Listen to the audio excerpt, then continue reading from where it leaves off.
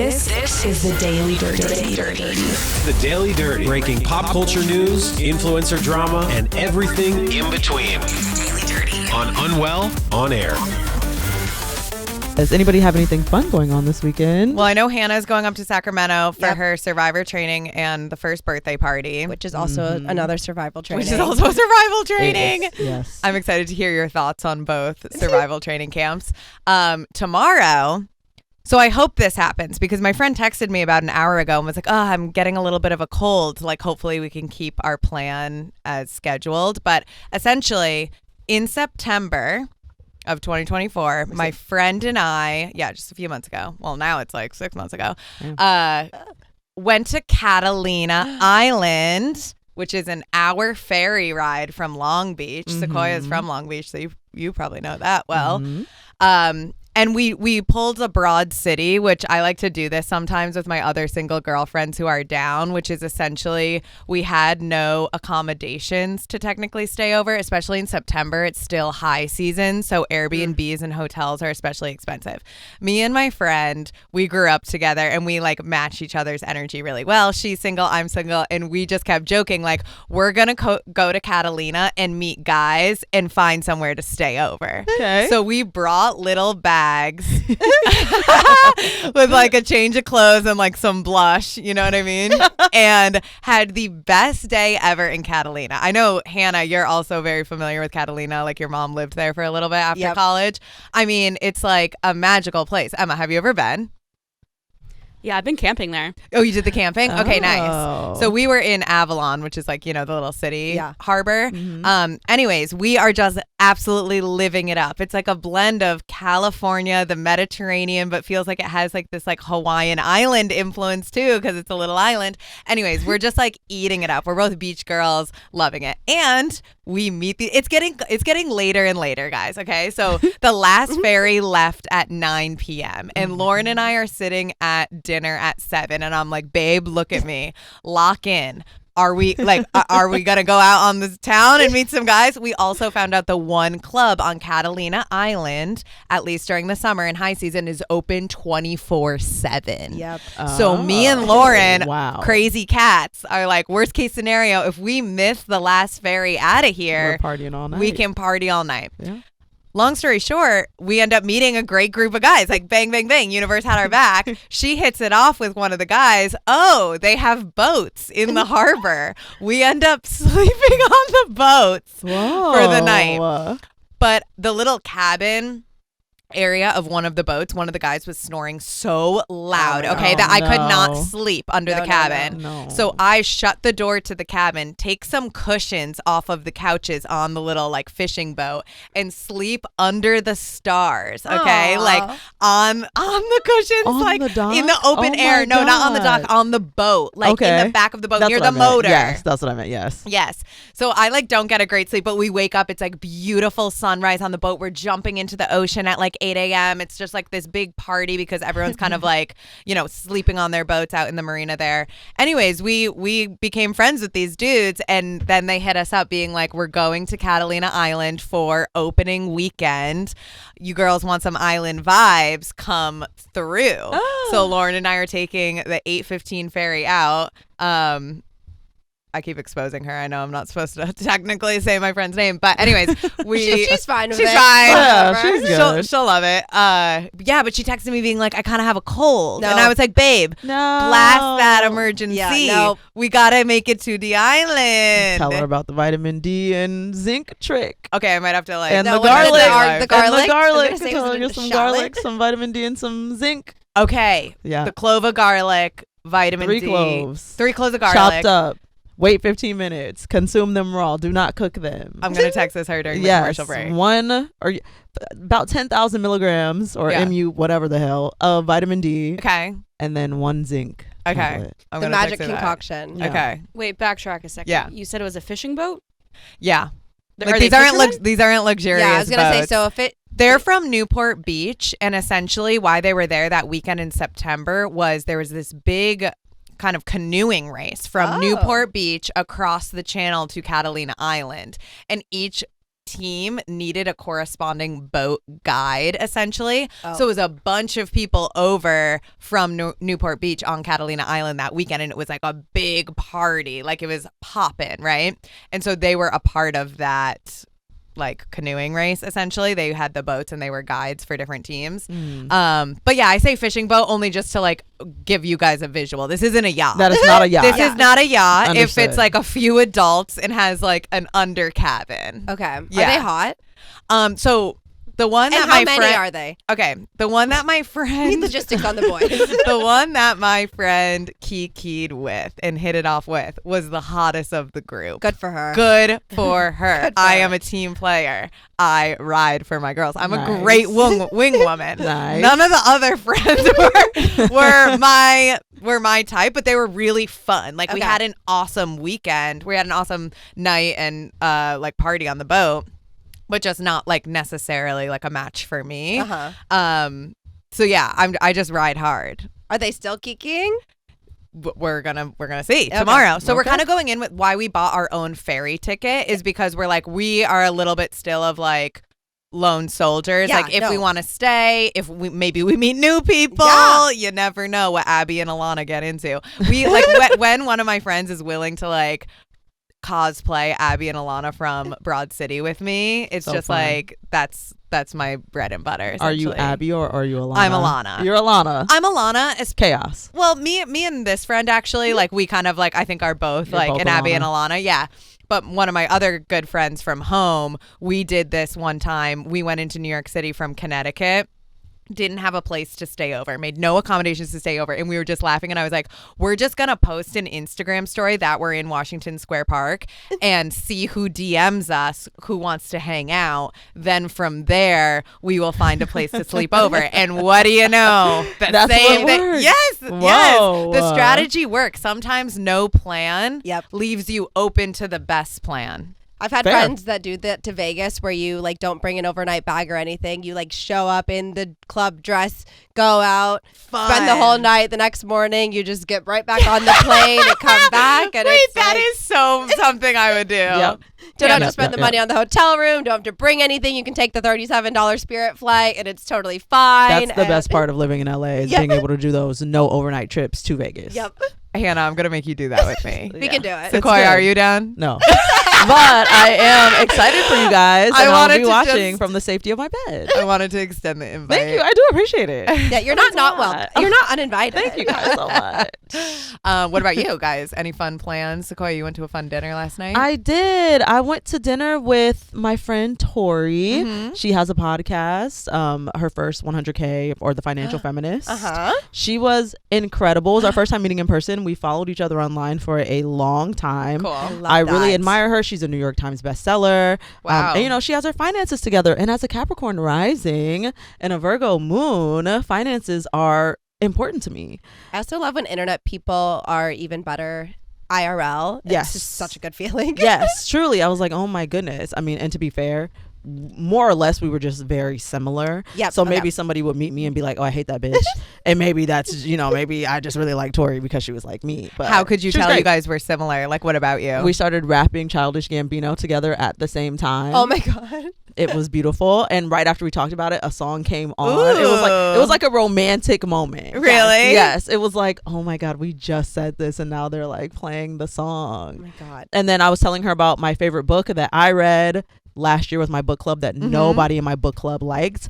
And I told her the name and she was like, oh, I loved that book. And I was like, first of all, you read it? Wait, that's so cool. And she had read it. And not only has she read it, she loved it as well. And nobody else in my book club liked it. What's the title of the book? It's called Come and Get It by an author named Keely Reid. I think it's Keely or Kelly Reid. Okay. And it's like very much a book. It's about money, but it's really not about anything. It's a fiction book. Okay. But the characters are so well done. That lady writes her ass off. The dialogue that she gives to each character, it's like she had to study that for a very long time in order to give the characters such accurate dialogue. Nice. It was great. I love that. I was enamored by her writing. So while the story if you're a plot girl, that book's not going to do it for you. Okay. But if you are a Understood. characters girl Driven, yeah. or a writing girl, that's going to do it for you. Ooh, okay. You're talking about a Capricorn. I do have a random question for you. Yes. My new internet crush is a Capricorn. Okay. Do you think that me as an Aries would work well with a Capricorn man? It could, So but no. it also could not. You know, like Aries is like fiery, kind of rapid, wanting to go. Capricorn is a little bit more calculated, take a little bit more time to do things, but when they do it correctly the first time. Okay. So if you can practice patience, That'd be good yes, for me. that could be good, and he'll be accurate and calculated. So not like horrible. No, not like, oh, this is ass for you. Yeah. It's just, yeah. Is this internet crush a creator / influencer? Does he have a following? A kind Or of. is he a normie? He's a normie / has a following, Okay. Okay. but he's not like a full creator. But I will never meet this man in my whole life. So Is it someone who you like found on TikTok and is like, he's really hot? And Yes. then- okay, I do that all the Yeah. I have like a million of those. and then it said something about his birthday, like because something. I was like, oh, and then I looked at it. I was like, oh, and then I was like, I need to ask if a Capricorn man would be good for me or not. One of the downsides of being 30 is you're like scrolling on TikTok and you're like, wow, that is a very attractive man. And you go and look and find out that he's 18. Does it say 20? And you're like, whoa, what the fuck is going on? Turn it off. No, And then you just literally. get off the app. He was at least nuts. age appropriate, but I Great. still probably will never meet him, so it's fine. Great. One of the downsides of being chronically online is also falling for like the cute boys online, Yes. as men do for women. It's like we're Yeah. not, we're not safe from that either. Not Nope. immune. Yeah. Not immune to that. Yeah. No. Have you guys ever gone on a date from the DMs? Like A been DM asked out date? through the DMs? Or No. asked someone else out on the DMs? No. It goes down in the DMs. No, but I welcome it. Say, I don't know Please, how people DMs have are wide open. success like that, because I'm like, not a single man has ever slid into my DMs or even like remotely. It's all So- just on TikTok, and I made like a funny TikTok about this one time. It's all fake sugar daddies trying Yep. to scam you. That's And that exactly pisses it. me off because, when I first started getting the messages, I was like, sure, you can deposit $8,000 into my account. Right. And now it's like, they're trying to scam you. Yeah. 100%. Yeah, I got a TikTok DM from a fake sugar daddy, and he's like, I'm a pay pig. Yeah. I'm like, what does that mean? What's a pay pig? It's like they have a kink for just like Degradation. girls degrading them Yeah. and Yeah. giving the girls money. Like, right. If you just want me to talk shit to you and then you're going to pay me, yeah. is what you're saying. Yeah. I don't think it's real though, unfortunately. Yeah, no, I was very much like, this is a scam. I went to his profile. Yeah, there's just always something like that. The fake sugar daddies are abound. Yes, they are. On TikTok. Getting into today's stories, we have an update on the Drake defamation suit against Universal Music Group, plus a bigger conversation that we've been seeing a lot about online, masculinity. But first, Robert Irwin, the late Steve Irwin's son, has posed with some venomous snakes and spiders for a new underwear, and it's breaking the internet. It has been my whole entire feed for a little while are these pictures of Robert Irwin with snakes. There was a dragon. There were all of these reptiles all over him, and he's just in his underwear, also with his package out, and we were like, what is going on? Robert Irwin, Steve Irwin's son, is now 21. See? 12. See what I said? True. You're scrolling online and you're like, wait, who's this hot man? And it's And Steve you Irwin's look, son. And it's Steve Irwin's son, who you watched grow up, Literally. and he's 21 years old. Still Bindi? 12 in my brain. Like, very much 12. Bindi is 26. Wait, Bindi has her own child. Yeah, Bindi's a mom. Bindi's a mother. Whoa.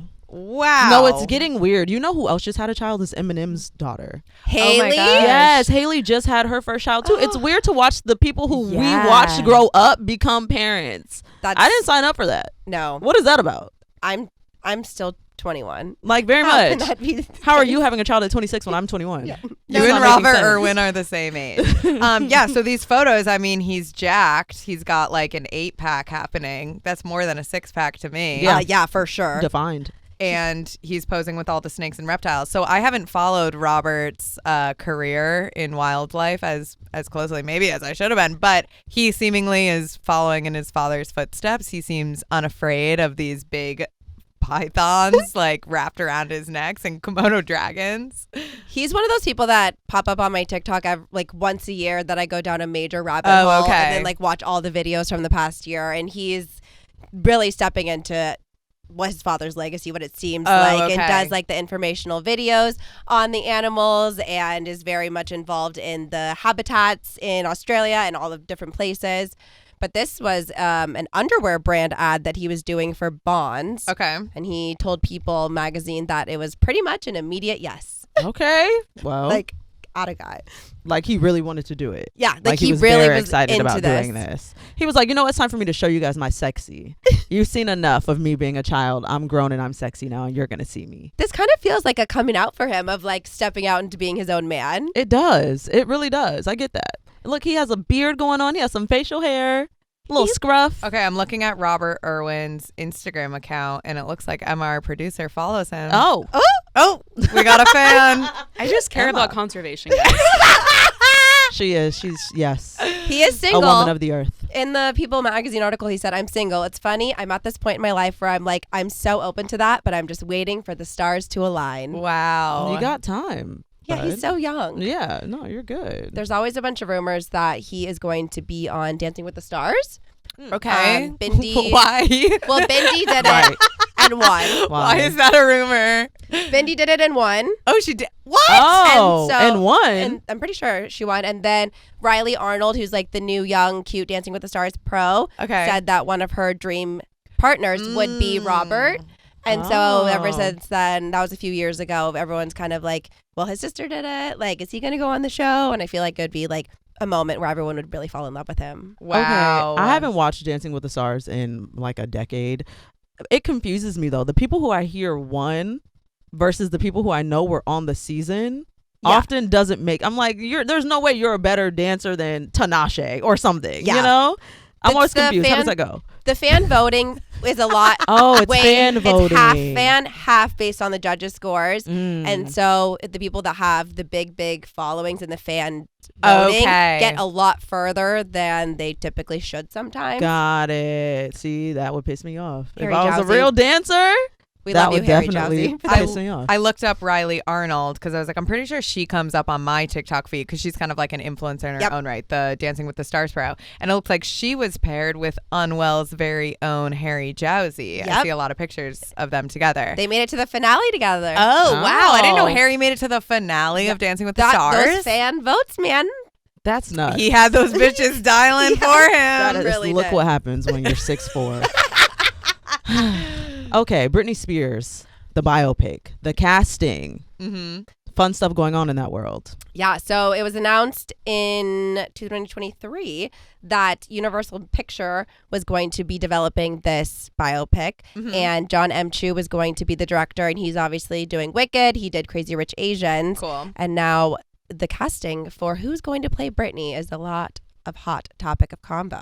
Yeah. That gave me so much relaxation to hear that John M. Chu is going to be the person directing it, only because I was really scared they were going to go with a big name who wasn't necessarily known for dancing, or who can't really dance well enough to portray Britney Spears. But knowing John, he's going to make sure that they have everything they need to portray Britney Spears. And that is all that I ask. If you cast a girl that cannot dance to play Britney Spears, I'm going to riot in the fucking streets. I'm going to be mad. Okay, and that's kind of why I personally am gunning for and would be okay with potentially Miss Addison Rae. Okay. So there are a lot of people who allegedly are being considered, including Sydney Sweeney, Dove Cameron.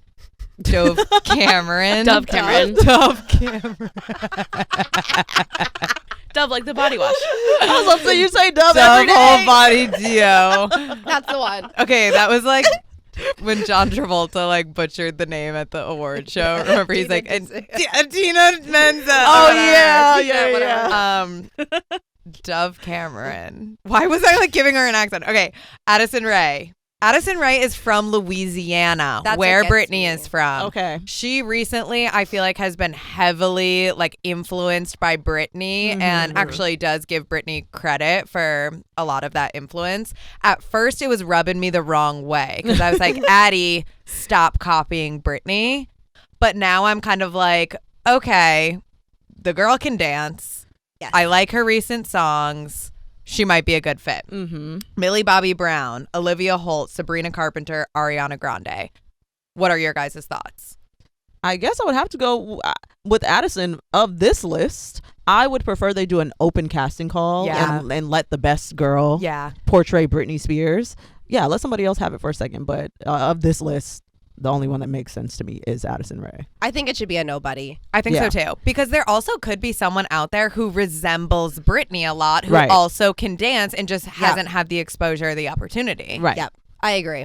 And I love John M. Chu doing it. My only tip with that is like, I kind of wish it was a woman directing it. Okay. But That's a good I point. do think that John will cast the right person. And Britney has said to have involvement in the project too. So that makes me excited because I feel like it would be really wrong to do it without her. 100%. Yeah, especially that'd be gross. because they're using The Woman in Me, her autobiography, kind of as the text to inform the film. I guess it's not clear yet what time period the biopic will cover, but her book really does start with her childhood in Louisiana, goes through Mickey Mouse Club, which is where she met Justin Timberlake. Yep. Obviously, that was kind of like, I listened to the audio version of the book, and that really was a pivotal time in her career because people were like, you know, she was this like sweet, innocent girl from Louisiana, all American, and then was hypersexualized. And then in the Justin Timberlake breakup, everyone villainized her. And there was this fake rumor that she cheated on JT, which like never was the case. And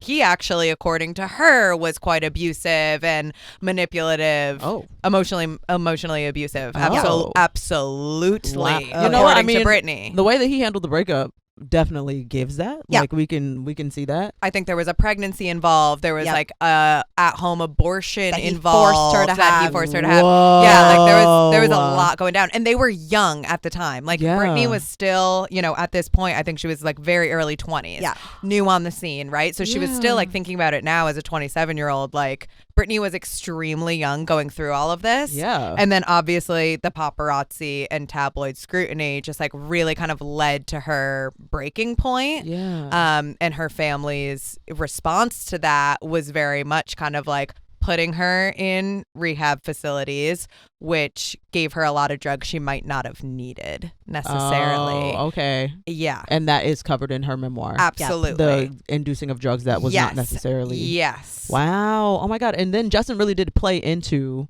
that. Yes, he is a huge part of it. Yeah, like He the is way a that the huge- media treated her. Yeah. He's going to be in the movie. I will be shocked. I mean, Curious who will play him.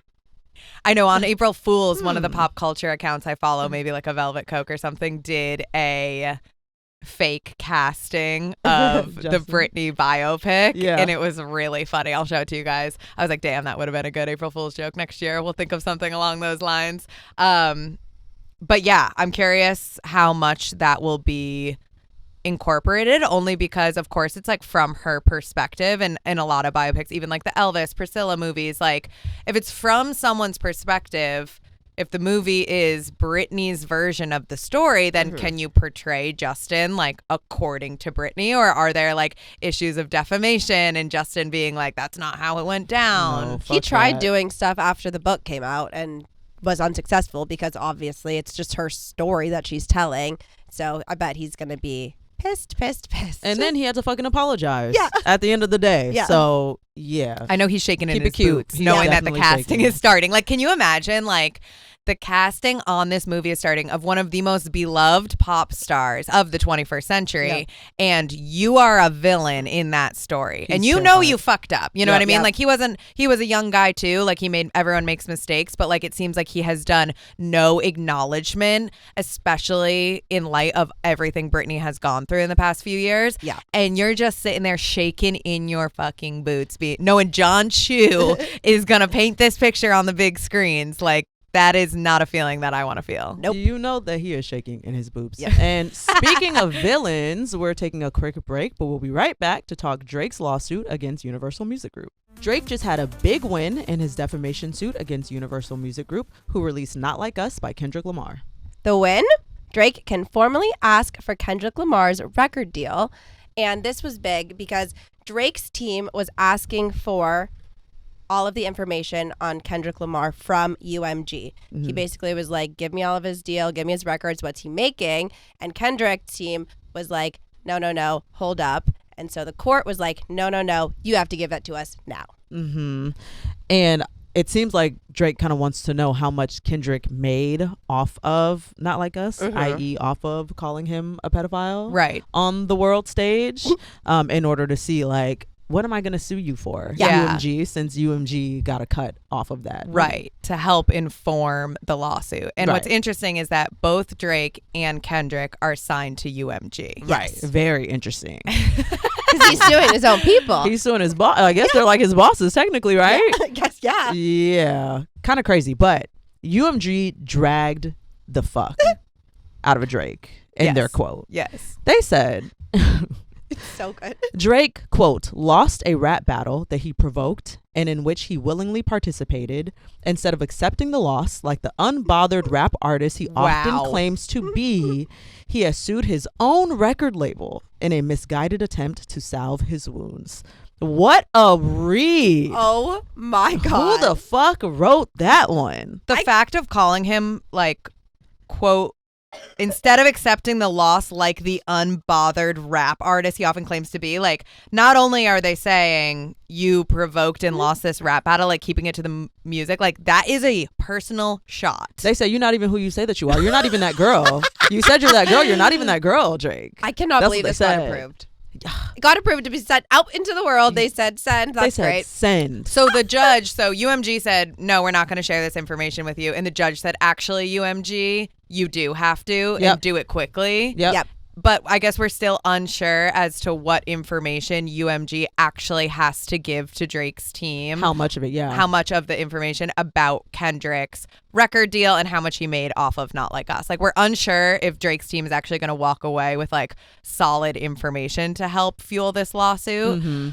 One of my rebuttals in the entire Drake-Kendrick rap beef conversation, which I know I've said to you guys before, but it came up a few weekends ago when I was talking to a member of Team Drake, which I'm starting to forgive Drake. Like, Nokia, he's being silly, goofy. I've seen some clips of him in the club and like talking to like a group of moms out at dinner. And I'm kind of like, okay, if we're leaning into silly, goofy Drake for the girls, Nokia, we in the club, like I'm okay with that. And even some of the Party Next Door songs are starting to grow on me. Are you too, Sequoia?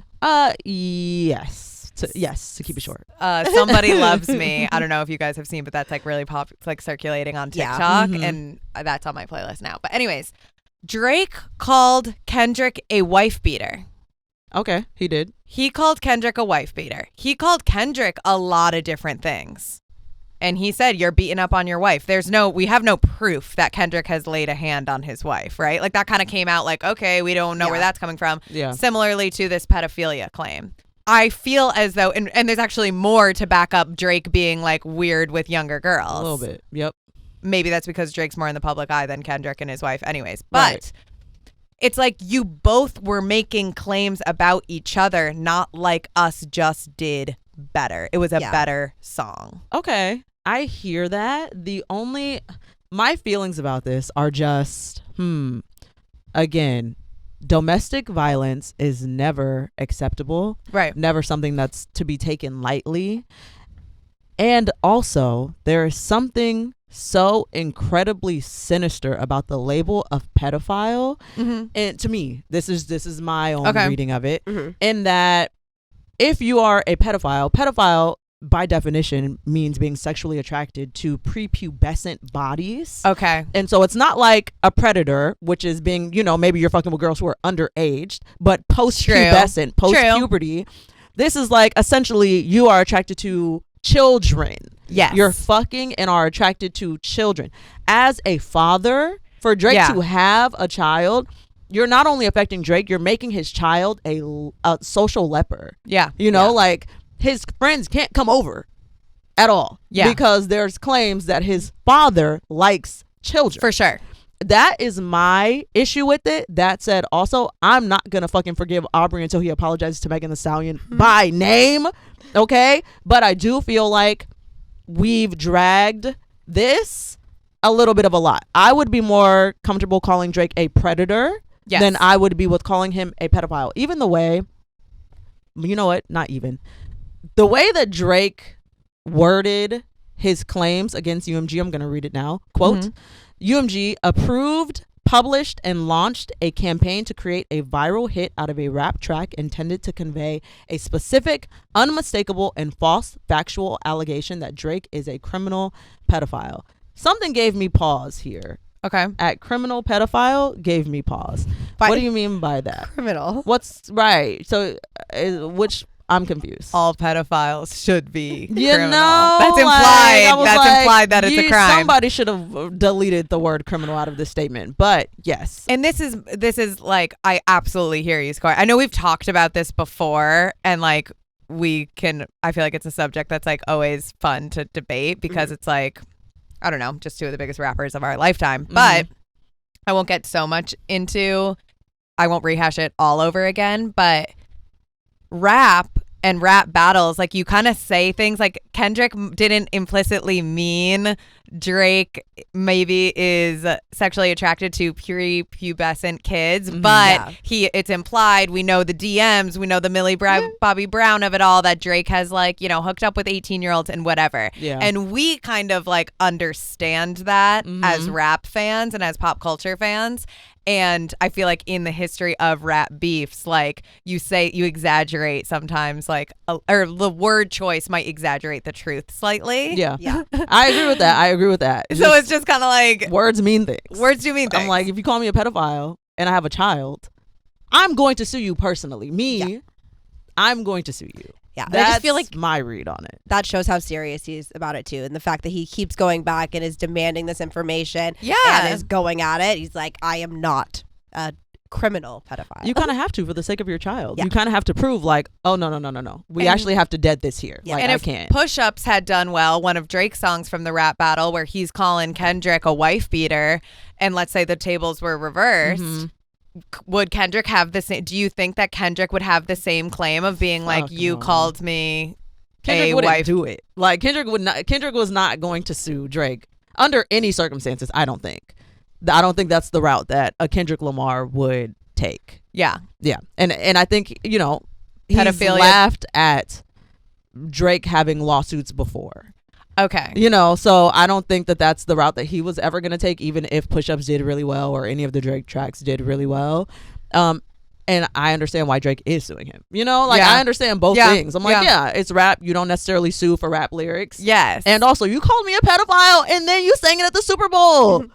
I don't know what to tell you. I'm going to sue you. Yeah. The whole world said it. The whole world said it. You had the entire arena at the Super Bowl screaming probably A minor. Yeah. And just because you didn't say certified. Right. Okay. Right. Okay. And like the tea of it all is that UMG represents them both. Like that is what's so crazy about this situation. And Mom they're and not Dad are keeping gonna it have to cute. pick Because a favorite. And they are. Yeah, and they have. Because Drake is saying you inflated the popularity of this song. Right. And I am signed to your label. Now that I don't really know if they inflated the popularity of Not Like Us. That went triple, quadruple platinum in my household. And that's what part of my issue with Drake's standpoint is like, I don't know if that's true. It's not. Right. That's what I'm not saying. true. So then the lawsuit falls apart in my mind. Right. It feels like he's suing for the wrong thing. Like you're suing for like payola type things when really you need to focus solely on that defamation. Yeah. That it should be focused solely on that. I your think. corporate entity called you a pedophile. It was okay with a man calling you a pedophile Yes. and promoted it. In fact, yes.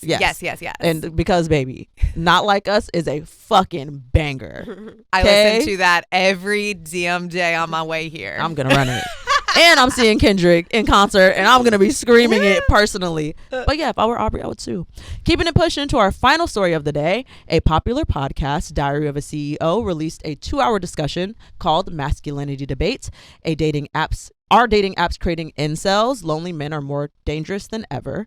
And we have thoughts on this conversation that's making waves on the internet. Yes. So Fiona and Sequoia both listen to this podcast and have been talking about it nonstop. And I cannot wait to get into this discussion. What was so... Give me some highlights, you guys. Yeah. That shit really blew me. Did it? I just happened to click on it. I had no real intention of listening to a Diary of a CEO that day. I usually wait until the topic is of interest to me, and then I'll listen. This topic, based on the title, first of all, dating apps. issue with the title. But debate, it wasn't a debate. There was two experts on the show, a man and a woman, experts in the field of psychology and dating and all that stuff. They did not disagree one singular time. Yeah. They outright agreed boys need help. The boys are being left behind. Yes. Nobody cares. And boys need help. I didn't realize how bad it was. Same. So essentially, the Center for Social Justice published a report at the beginning of March called The Lost Boys. And it was focused on the UK, but then also, or Britain specifically, and how young men are faring. It finds that in several areas, there is now a reverse gender gap, with boys particularly who are struggling to keep up with girls, and how that is manifesting into adulthood, affecting marriage, affecting dating culture.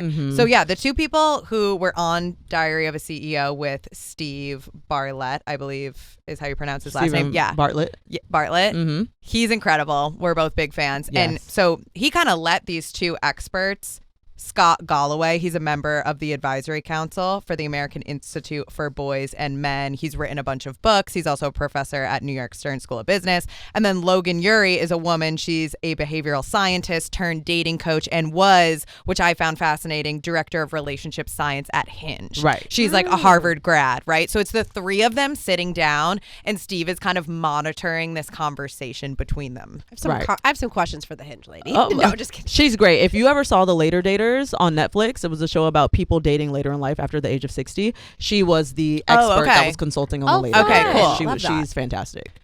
So essentially, they're pointing to a few different factors as to why young boys are falling behind girls of their same age group, and then turning to the internet and these kind of more conservative thought leaders in the space, like an Andrew Tate, like a Donald Trump in the US.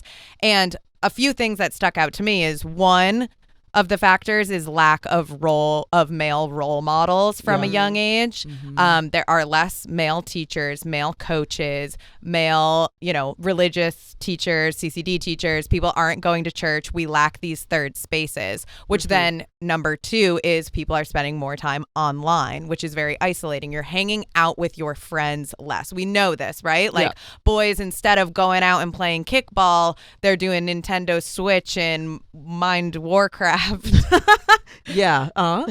that I'm unfamiliar, but and have access to online pornography at a very young age.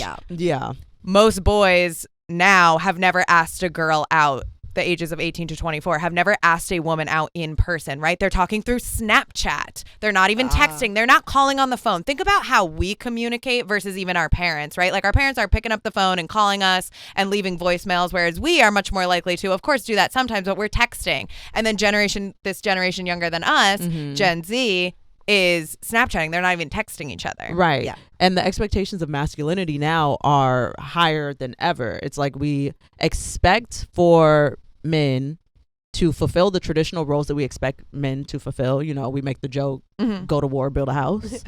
We expect them to be able to do stuff like that, and also expect them to be able to hold all of the emotional understandings and have all of the emotional availability that they were never taught was going to be necessary when they entered the dating market, because it was not necessary for a very long time. Right. So that is creating a lot of pressure on these young boys. They feel like it's just like ridiculous, and that they're never going to be able to be the ideal of masculinity anymore. And it's hard to find an ideal of masculinity as the left tells you it looks one way, the right tells you it looks a different way, and neither of them feel good to most men. Yes. Did they say that there was anything we could do? Is there what can we do from this? Here's something that I think that we could do. Okay. something that Logan mentions on the podcast was she was apprehensive to do this episode because she was scared that people were going to call her a male apologist or a man apologist. But the data clear as day shows men need help. Men need someone to give a fuck. Yes. I thought about that and thought about how prevalent the term pick me is online these days and how easily that is wielded anytime a woman is showing, you know what? It was intended well when it first started being used. It was kind of, used as a way to push back against women who are totally male-centered. Yes. But now it seems to be being weaponized against women who display any thought that is not negative about men in general. I think that we need to leave it. I think that pick me probably needs to go, or at least it needs to be tightened up and pushed right back to where it was when it was like, you're male-centered, you are a pick me, as opposed to someone who's like, I don't hate men, and the comments are like, oh, here you are, you pick me ass bitch, they're not gonna fuck you, I think understanding that the patriarchy hurts all of us, that is kind of like the conclusion, is that it doesn't just hurt women, it hurts us all. So how can we like be aligned and work towards a place where everyone can thrive, not one group doing better than others? Women are outperforming and young girls are outperforming men of their same age, right? There are more girls enrolled in colleges in the US making more money in their early 20s up until they have children, where then the tables kind of switch and men considerably make more money. Women don't need men anymore in the same way. We can make our own money, right? We're all have these awesome jobs and careers, and a lot of friends our same age are on similar paths. But we still tell men you need to be a provider. So women are independent, right? We're setting the bar super high, so men feel like they can't even really give us what we need. What are they bringing to the table then? If we can already provide for ourselves, but we're still asking you to do that, and there's still that expectation generally in society, especially in the US, that is your purpose. So then women are saying, okay, if I'm the breadwinner, I expect my male counterpart, my partner, to pick up like some of the logistical tasks with the home, with children, with the kind of like emotional labor of the relationship. But then we haven't given men these tools growing up to be capable to do that successfully, right? We say also, which was actually kind of like a reality check for me, and I think just, women who are dating in general, are just like, my relationship with men, Logan Ury says that a lot of times women want an emotionally intelligent man, but mostly because they want emotional support for themselves and don't really want to see their masculine man in a feminine light and see him kind of breaking down and see him needing help and leaning on her for that emotional support. So it's like, saying you want an emotionally intelligent man doesn't just mean I want a guy to help me with my problems and support me. It's going to be this like two-way street. So I think just to answer your question, Hannah, of like things that we can do, I think acknowledging these things like personally and just kind of navigating it and being like, oh, how can I actually like redefine my definitions of these terms and what I'm looking for? Also, Logan speaks a lot about men's groups because like so good, which I thought was really fascinating, which is kind of just like people in their own communities kind of taking it upon themselves to start meeting with other men like on a monthly, weekly basis, bringing their problems and holding space for each other to talk about things that are on their minds. Because we don't have church groups the same way that we used to. Less people are enrolling in co-ed sports or recreational sports, I should say. And that was something that she's been finding a lot of success in people that she's encouraged to start these groups or participate in these groups, which is a little bit more kind of like on the individual. So maybe like if your man's golfing all the time, let him go and golf with his bros and have that man time in the morning and vent about you and work and life. And so it's not let. No, 100%. Something else that we can do is to start fucking these short men. How many times have you fucked a man who was 6'4", and after you finished, you've been like, oh, he wasn't hot. He was just tall. Do you know how many all actors in Hollywood are short? And they're beautiful. When I learned Zac Efron was like 5'7", I was like, okay, I'm in. Okay. The face card's not declining. It's not declining. If you want a hot man, he's likely going to be under under 6 foot for sure, but he's probably also going to be under 5'10", TBH. So yeah, what she basically said is that, to talk about dating apps quickly, dating apps have only helped one group of people, and that is men who are taller than 6 feet who make over 100K.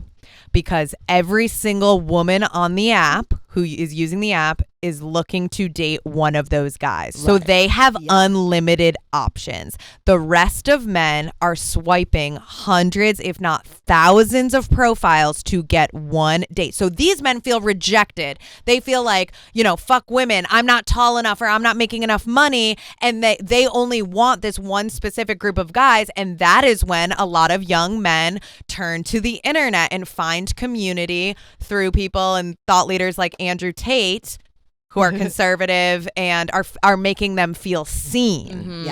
Yeah, find your short king, y'all. That's really what you need to do. We need to give the short king some love. Give him a chance. Find your short king. It'll be beautiful. We're going to take a quick break, but we'll be right back with worst case scenario. All right, Emma, what's our worst case scenario? You're vacationing solo at the Blue Lily Resort in Thailand. You've been wanting to go on this trip for years and prove to yourself that you have it in you to travel solo. When you first arrive at the resort, the beauty of the place distracts you, and you accidentally step on a woman's toes at the check-in line, ruining her fresh new pedicure. Ooh. She calls you a dumb American and storms off. On your first night at the hotel bar, you're elated to befriend a nice girl around your age named Claire. She invites you on a party on her boyfriend's yacht the next day. You accept. The party is fun. It's a huge boat with tons of free booze. Claire starts offering everyone Molly. You politely decline. The drugs start to take effect on everyone else. Everyone starts to irritate you, so you decide to explore the rest of the boat to escape the madness. While looking for the bathroom, you accidentally open a closet door. When you open the door, you see a woman laying against the wall. You recognize this woman. It is the woman from the check-in line with the pedicure. You tap her to make sure she is okay. No response. This woman is dead. Oh, no. What do you do? Oh, what the hell? I mean, I'm calling the authorities. I don't know who's coming out on a boat. Wait, what? I'm calling who can come out on a boat right now. She publicly yelled at you the day before. I don't care. Oh, they're going to think that you killed her? Oh. And everyone else is on Molly? I feel like the longer you wait, the more they'll think that you killed her. Or you let someone else find her. And act like you never saw her. Maybe that's fair because everybody else is on Molly. Yeah, and you can pretend you're on Molly and just be like, someone else found her. Let someone else find her. I would be scared that the person on Molly finding her would never come back from the psychosis that would cause. They would stay Molly induced for the rest of their life. I'm really trying to put myself in this position. I walk in and holy shit, someone's dead. I think you gotta act you gotta go up and be like, yo, like someone's down there. Like I'm immediately acting because I've watched too much true crime where it's like you start being like, oh, I didn't know that, and you didn't do anything wrong. Now so like you murdered her. From the beginning, I think I'm taking the position of like, holy fuck, what the fuck? Like you guys are on Molly, but like we need to call someone now. Someone's dead down there, whatever. Uh-oh. Now I'm scared because we're on the big yacht. Everyone's on Molly. Someone killed her. So then are they going to like turn on me? Oh my God, how scary. Like now it's like, okay, let's say you run up and you make a big like, a scene. Like what the fuck? Someone's dead down there and someone killed, like if there was foul play. No, this is why it's important to always know the number for emergency in other countries. It's not 911 in other countries. I don't know what it is, but you always need to know it. Whatever country you're going to, you need to call them. I don't have to tell any of you people on the boat. I don't know y'all like that. I think that's a good call. I'm calling whoever, Thai 911. 100%. And that's it. I think that's the idea is you get into a private space, you call the authorities immediately and you're like, yo, I'm on this big yacht. Here we are. Like give them kind of a, if you can tell where you are out in the water. And say, I just like you got to come out here. Go to the captain, have him call the Coast Guard. Yeah. And then just go like you and captain. And that's the only two people that know probably. Yeah. I guess you could trust the captain. Good point. If everyone's on Molly partying, go to the captain because he doesn't want this. He doesn't want this ship to sink. But what if he works for the billionaire who owns the yacht? I'm sure he does. That's why it's like he might not be totally trusted. But if you are going to tell one person, go to him. I'm using my roaming data to call the cops myself, personally. Sequoia's out on the bow, like waving her arms. I would just be like, I'm on a boat. It's your job to figure that out. You can ping my phone call or something. I don't know. You got to figure it out. I'm on this boat. True, like With that dead lady. Yeah, there's a dead lady here. Come get her, please. I'm gonna do. Yeah, once you do your part, like I'm letting you know. So then, okay, let's say you make the call. Then do you just like go out to the party and you're like, hey? Or you know what? I guess it would be important. How y'all doing? Right. I guess it'd be important to say she's unresponsive and not necessarily dead, because you don't know if she's dead unless you like touched her or killed her. Unless you like explicitly could verify. So I would call and say there's an unresponsive person stuffed in a fucking closet on the boat. Yeah. And figure it out. Wow. That's not happening to me tomorrow on Catalina. I know. Just tell you. Don't look at any closets tomorrow. I'm opening nothing. I'm just taking the Molly. Nothing. Just kidding. It's Mercury retrograde. Just the ferry. Party safe, everybody, this weekend. That is it for today's episode. Follow us at The Daily Dirty as we get down and dirty in the weeds of the biggest stories in pop culture. Bye, everyone. Bye.